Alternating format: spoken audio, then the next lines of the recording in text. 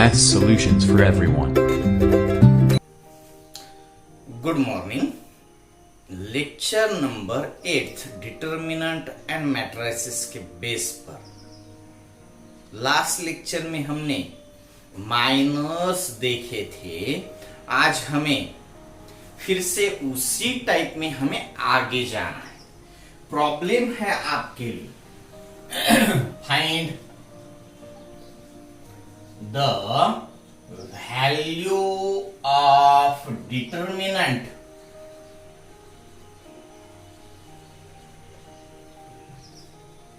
and find the minors and cofactors of each elements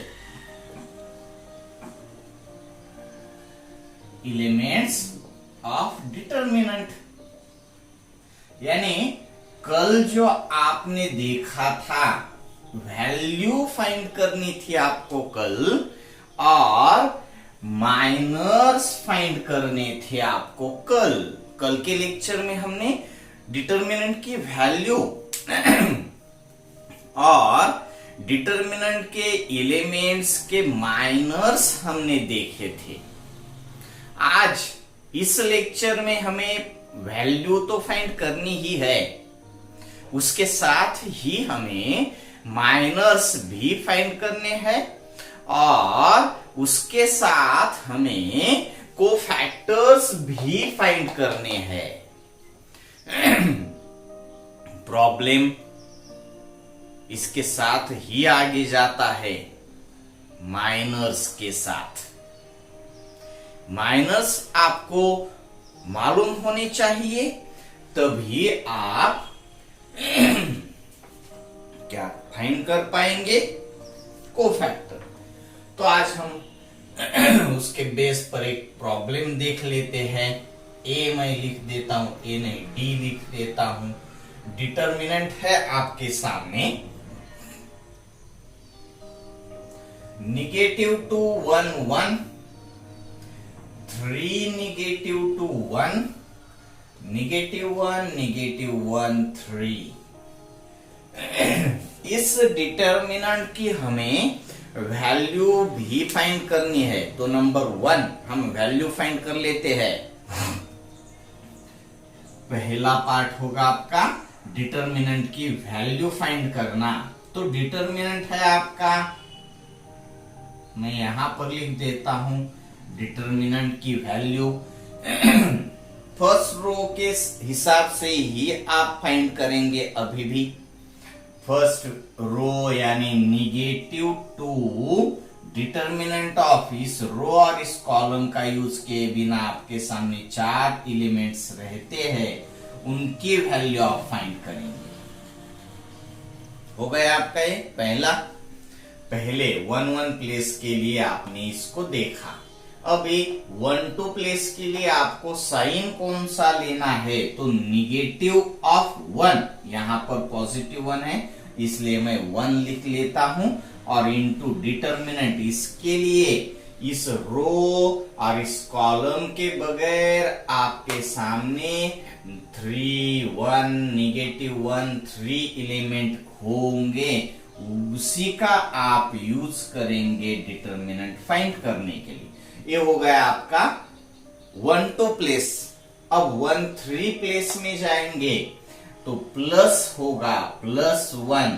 plus क्यों है, इस पर अगर आपको कुछ दिक्कत है तो हम आगे माइनस और उसके आगे कोफैक्टर में जाएंगे, और कोफैक्टर में आपको इजीली समझ आ जाएगा क्यों हम इसको पॉजिटिव लेते हैं, क्यों हम इसको निगेटिव लेते हैं, क्यों हम इसको पॉजिटिव लेते हैं। और इस पर हमने पिछले यानी एक तो 5th या 6th लेक्चर में डिस्कशन भी किया था। आप देख भी सकते हो या फिर थोड़ी देर रुक जाइए, आपको आगे जाकर कोफैक्टर में भी पता चल जाएगा, क्योंकि वहां पर भी हमने कोफैक्टर के रूल के हिसाब से ही देखा था। तो चलो यहां पर देख लेते हैं।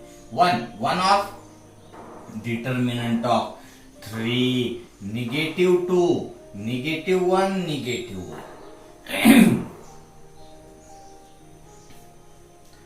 क्या कर रहे हैं हम? वैल्यू फाइंड कर रहे हैं डिटर्मिनेंट की, और उसलिए हम फर्स्ट रो का यूज कर रहे हैं। अब आप देख सकते हो -2 of first cross multiplication -6 minus second cross multiplication -1, तो हो जाएगा +1। माइनस ऑफ -1 आप लिख भी सकते हो, minus of -1, -1 of first cross multiplication 9 minus second cross multiplication -1 +1 of first cross multiplication -3 minus second cross multiplication 2। Simple है, -1 इंटू -2 +2 बन जाएगा। First cross multiplication -3 minus second cross multiplication 2, और अब आप देख पाएंगे -2 ऑफ माइनस माइनस प्लस होगा, यानी -6 +1। अब इसका कैलकुलेशन तो आप सीधे सीधे कर सकते हो, और करना आना भी चाहिए। ओरली भी कर सकते हो। इसके बाद ये स्टेप और ये स्टेप आपको लिखने की भी जरूरत नहीं पड़नी चाहिए। आप सीधा इसका कैलकुलेशन -5 लिख सकते हो, या फिर आप सीधा -2 इंटू -5 10 भी लिख सकते हो। इतना तो ऑब्जर्वेशन से आपको आना ही चाहिए। मैं आपको हर स्टेप बता रहा हूं, आपको हर स्टेप लिखने की जरूरत नहीं है, मगर दिमाग में हर बात होनी चाहिए। अब इसको देख लीजिए, -1 ऑफ 9 माइनस माइनस +1, 9 +1, तो आप सीधा 10 देख सकते हो, और 10 इंटू -1 तो -10 बन जाएगा। इस पर हमें डिस्कशन करने की जरूरत नहीं चाहिए। +1 ऑफ -3 -2 -5 होगा, और इसका भी आप सीधा सीधा कैलकुलेशन लिख सकते हो, और लिखने को आना भी चाहिए। ये होगा क्या? -5, तो -2 इंटू -5 +10 बन जाएगा। देख लीजिए आप, -2 -2 into -5, negative into negative positive, 2 5 10, -9 +1 10 into 1 10, -10, और ये -5 +10 -10 गेट 0, तो आपके सामने इस डिटर्मिनेंट की वैल्यू है। इस पर मैं हर बार क्यों डिस्कस कर रहा हूं, तो आपको बहुत सारे प्रॉब्लम सेल्फ में लेने होंगे, और आपको करते रहना चाहिए। और उसमें आपको अगर कुछ दिक्कत आती है तो भी आप मुझे कमेंट में लिख सकते हो, हम फिर से डिस्कस करेंगे इस पर। अब एक तो हो गया आपका डिटर्मिनेंट की वैल्यू। अब आपको सेकंड स्टेप में जाना है और माइनर्स फाइंड करने हैं। माइनर ऑफ 1 प्लेस का माइनर आपको देखना होगा। तो 1 प्लेस का माइनर तो आपको इजीली आ जाएगा। अब मैं तो यहां पर आपको नोट करके दिखा रहा हूं, मगर अगर आपको ओरली आता है तो आप सीधे सीधे भी माइनर लिख सकते हो। इसमें ये बात जरूरी नहीं है कि आप पूरी स्टेप करते रहो, आपको जरूरी है कि आपको आना चाहिए। तभी आप एमसीक्यू टेस्ट में, यानी आप जीई के प्रिपरेशन कर रहे हो या फिर आप सीईटी का प्रिपरेशन कर रहे हो, तो आपको ओरली प्रॉब्लम्स सॉल्व करना आना ही चाहिए। जब आप ओरली सॉल्व करते हो तभी आपका वक्त बचता है, और तभी आपको वक्त टाइम में आपके प्रॉब्लम्स कवर हो पाएंगे। तो माइनर ऑफ 1 1, इस प्लेस का माइनर फाइंड करने के लिए आप इस रो और इस कॉलम के बगैर आप 4 एलिमेंट्स देखते हो, जो कि अभी हमने देखे भी थे। इसको आप नोट किए बिना भी इसका कैलकुलेशन कर पाएंगे, यहीं पर कर सकते हो। -6 माइनस ऑफ -1 यानी +1, -6 +1 यानी -5 यानी माइनर ऑफ 1 1 जो है वो -5 होना चाहिए। आप सीधे सीधे भी लिख सकते हो माइनर ऑफ 1 1, ये भी आपने नहीं लिखा तो भी चलेगा। इसका कैलकुलेशन भी आपने नहीं किया तो भी चलेगा। First cross multiplication -6 minus second cross multiplication -1, -6 minus minus +1, इसका ये पूरा करने की आपको जरूरत नहीं है और जरूरत पड़नी भी नहीं चाहिए, जरूरत पड़नी भी नहीं चाहिए। ये बहुत जरूरी प्रॉब्लम। आप सब करिए मत, दिमाग में तो आपको सब करना पड़ेगा दिमाग में, मगर दिमाग में ही करेंगे तभी आपका वक्त बचेगा और तभी वक्त पर आपके प्रॉब्लम सॉल्व होने में आपको मदद हो जाएगी, इजी हो जाएगा। अब मैं इसको तो नहीं लिखना चाहूंगा, मैं इस पूरे स्टेप्स नहीं लिखूंगा, मैं सिर्फ आंसर लिखूंगा क्योंकि मेरे नजर में उतना है सब। मैं सिर्फ क्या लिखूंगा, माइनर ऑफ 1 1, और आपको अब आना भी चाहिए इस प्लेस का माइनर। इन 4 एलिमेंट्स को देखा मैंने, किया भी था और ओरली करने की जरूरत है, तो मैं यहां पर फिर से दिखाता हूं।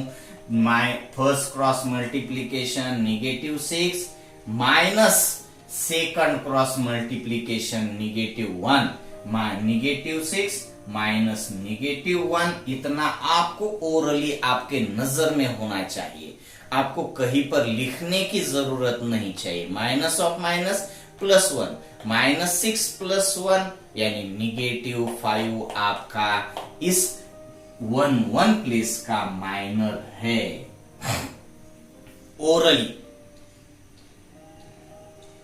जितना भी आप ओरली करेंगे उतना ही आपके लिए आगे की बातें इजी होती जाएंगी।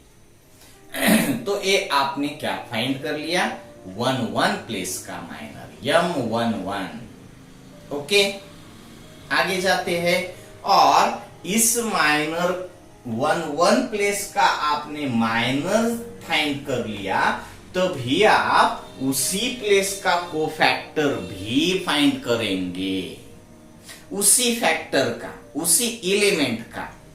यानी कौन से एलिमेंट का, 1 1 प्लेस का कोफैक्टर। जब आपने माइनर फाइंड किया है तभी कोफैक्टर भी आपको देखना है, और उसके बाद ही आप जाएंगे 1 2 प्लेस के माइनर की तरफ। 1 2 प्लेस के माइनर की तरफ अभी हम नहीं जाने वाले हैं। अभी आपने 1 1 प्लेस का माइनर फाइंड किया है, तभी आप 1 1 प्लेस का कोफैक्टर भी फाइंड करेंगे। और आप अच्छे से देख लीजिए, मैं कैपिटल ए लिख रहा हूं, कोफैक्टर ऑफ। कोफैक्टर के लिए सी नहीं लिखा जाएगा। क्यों नहीं लिखा जाएगा? क्योंकि हेलो, हाँ, क्योंकि हमें पहले से बताया गया है कि कोफैक्टर के लिए कैपिटल ए यूज करना है। आपको मालूम है स्मॉल ए आप किस लिए यूज करते हो? एलिमेंट के लिए। कैपिटल एम किस लिए यूज कर रहे हो? माइनर्स के लिए। और कोफैक्टर के लिए आपको कैपिटल ए इस लेटर का यूज करना है। यानी जब आपके सामने कैपिटल ए आएगा तब आप उसको कहेंगे कि कोफैक्टर है, 1 1 प्लेस का कोफैक्टर। A31 आपके कैपिटल A31 आपके सामने जब होगा तब आप कहेंगे कोफैक्टर ऑफ 31। सिंपल, ठीक है ना, इसमें आपको कुछ दिक्कत नहीं आनी चाहिए। स्मॉल ए एलिमेंट डिनोट करता है, कैपिटल एम माइनर डिनोट करता है, और कैपिटल ए लेटर जो है वो कोफैक्टर डिनोट करता है। ठीक है, इसको तो मैं इरेज कर देता हूं और आगे चलते हैं हम। अब आपने माइनर जब फाइंड कर लिया है तो आपको अब कोफैक्टर फाइंड करने के लिए मैं जो स्टेप बता रहा हूं वो आपको अच्छे से समझ लेनी होगी।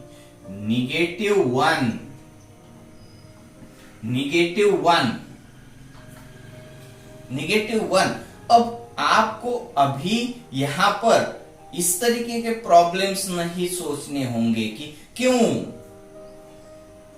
मैं आगे जाकर इस क्यों का भी मतलब आपको बताऊंगा, क्यों का आंसर मैं आपको बताऊंगा, मगर अभी मत आप खुद को पूछे क्यों इस तरीके से लिखा जाएगा। आगे जाकर मैं बताऊंगा लास्ट में इसी लेक्चर में। -1 to the power row plus column, अभी तो आप फर्स्ट रो और फर्स्ट कॉलम को देख रहे हो, तो रो प्लस कॉलम करना है, यानी 1 + 1 इंटू माइनर ऑफ, इसी प्लेस का माइनर आपको लेना है। आप किस प्लेस का कोफैक्टर फाइंड कर रहे हो, तो आप 1 इस प्लेस 1 प्लेस का कोफैक्टर आप फाइंड कर रहे हो। तो जब आपको 1 प्लेस का कोफैक्टर फाइंड करना है तब आप क्या करेंगे, -1 टू द पावर, -1 तो हर वक्त रहेगा आपके साथ, -1 to the power row plus column, first row plus first column, 1 + 1 लिखा है मैंने, और इनटू माइनर आपको देखना है उसी एलिमेंट का, उसी प्लेस का, तो माइनर ऑफ 1 अब आप इसको ही आगे लेकर जाएंगे तो आपको कोफैक्टर मिलेगा। -1 टू द पावर 1 + 1 2 होता है, और -1 का सेकंड पावर होता है 1 + 1 यानी सेकंड पावर स्क्वायर, -1 इंटू -1 बनता क्या है 1, तो इसका तो कैलकुलेशन 1 आ गया आपका, और इनटू माइनर ऑफ 1 जो कि आपने पहले से फाइंड कर रखा है -5, यानी आप इसको अच्छे से समझ लीजिए, 1 इंटू -5 इसका कैलकुलेशन आ जाएगा -5। सिंपल। क्यों का मतलब तो मैं अभी नहीं बता रहा हूं, लास्ट में देखेंगे, इसी लेक्चर के लास्ट में। अब इसी टाइप में हमें 9 के 9 टोटल 9 एलिमेंट्स के माइनस और कोफैक्टर्स फाइंड करने हैं। तो चलो हम सेकंड में जाते हैं। ये तो पहला माइनर और पहले प्लेस का कोफैक्टर हो गया। सेकंड देख लेते हैं, माइनर ऑफ 1 2 प्लेस का माइनर आपको देखना है। 1 2 यानी इस प्लेस का माइनर आप देख सकते हो। इस प्लेस का माइनर देखने के लिए आपको इस रो और इस कॉलम के बगैर जो 4 एलिमेंट दिखते हैं उनका यूज करना होगा। ये तो मैं यहाँ पर लिख देता हूं, मगर आपको लिखने की जरूरत नहीं है। 9 माइनस ऑफ -1 यानी 10, यानी आपका 1 2 प्लेस का माइनर आपको मालूम है, इजीली आप देख सकते हो। 3 1 -1 3।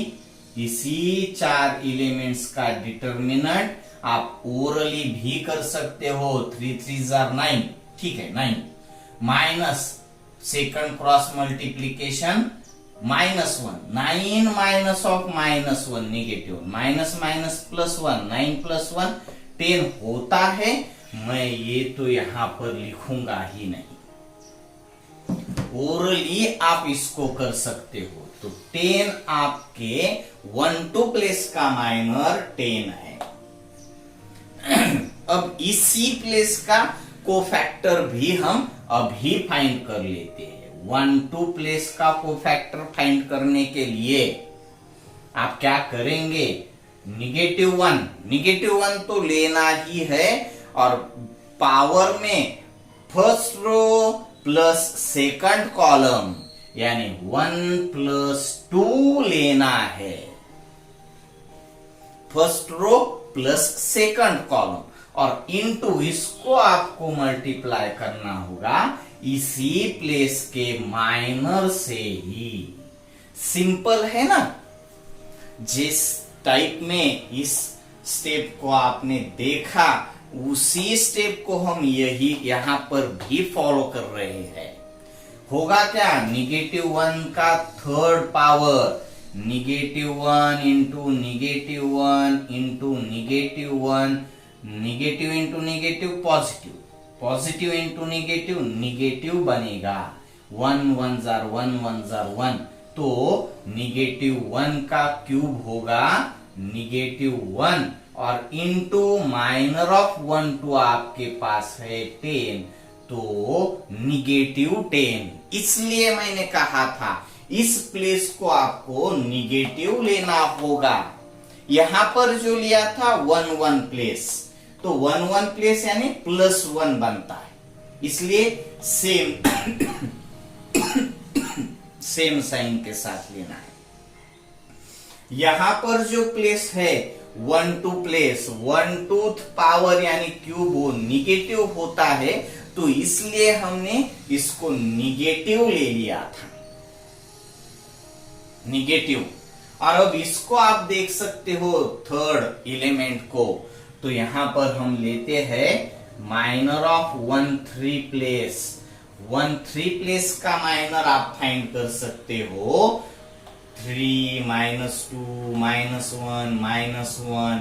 आप ओरली भी कर सकते हो, ये बात आपको अच्छे से ध्यान में रखनी होगी।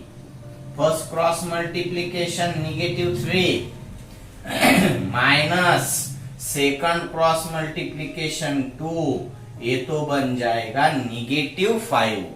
आपने फाइंड भी कर रखा था, कब, वैल्यू फाइंड करते वक्त। इन तीनों का आपने फर्स्ट रो के हिसाब से ही आपने डिटर्मिनेंट की वैल्यू फाइंड कर ली थी। तो माइनर ऑफ 1 3 है आपका -5। अब इसी प्लेस का कोफैक्टर A13 इक्वल टू -1 तो यहां पर भी था, यहां पर भी था, यहां पर भी होगा। यहां पर 1 + 1, क्योंकि वो 1 + 1 यानी 1 1 प्लेस की वैल्यू थी, एलिमेंट। ये 1 2 प्लेस का तो +2, अब ये 1 3 प्लेस का तो 1 + 3 होना चाहिए, 1 + 3। और इसको आपको माइनर ऑफ 1 3 जो कि -5 है उससे मल्टीप्लाई करना होगा, और ये होगा -1 to the power 4, -1 का 4th power, -1 into -1 into -1 into -1, minus minus plus minus minus plus, तो ये पूरा 1 बनेगा 1।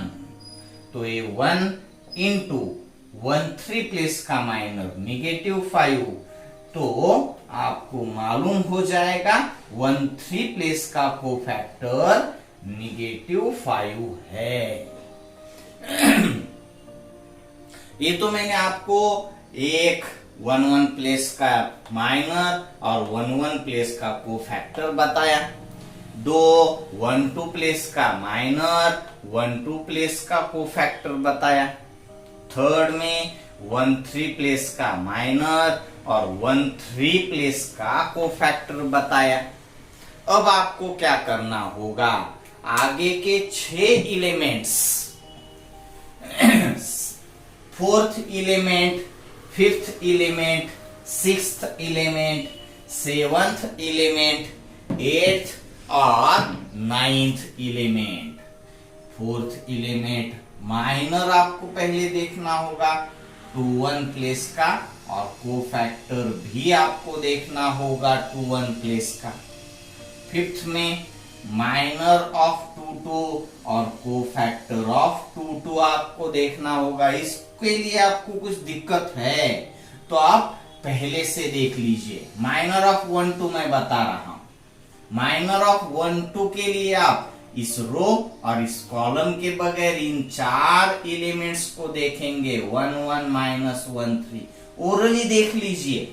1 3 are 3, first cross multiplication 3 minus second cross multiplication -1 3 minus of -1 orally आपको देखना होगा, और इसका कैलकुलेशन आपका 4 आता है। 3 माइनस ऑफ -1 यानी +1, 3 + 1 4।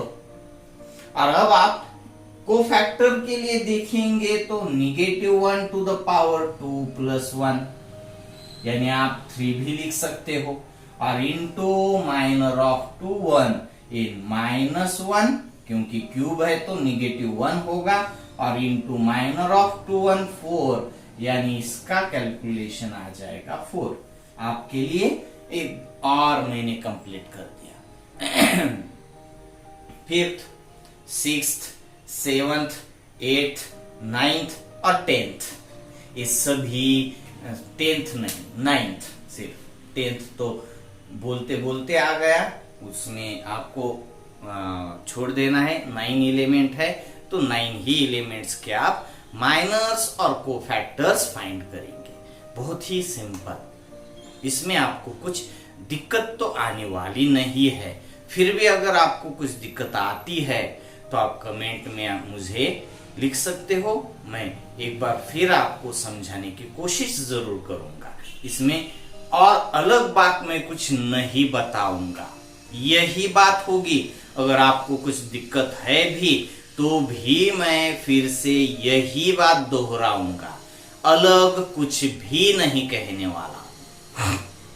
कल हम यानी कल नेक्स्ट लेक्चर में हम इसके बेस पर एक प्रॉब्लम लेंगे, और उसके बाद हम क्रैमर्स रूल के तरफ जाएंगे जो कि आपको 10th में कंप्लीट किया गया है। Okay, bye.